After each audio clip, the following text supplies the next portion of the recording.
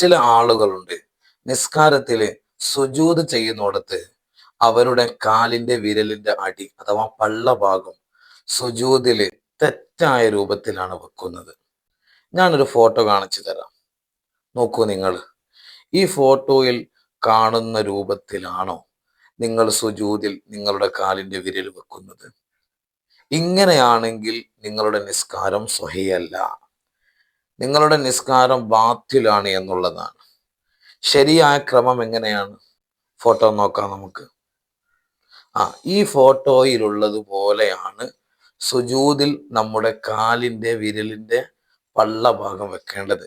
Maximum എത്രത്തോളം നമുക്ക് കാലിന്റെ പള്ള ഭാഗം നിലത്ത് ആ സുഫിൽ വെക്കാൻ പറ്റുന്നോ മാക്സിമം വെക്കുക എന്നുള്ളതാണ്.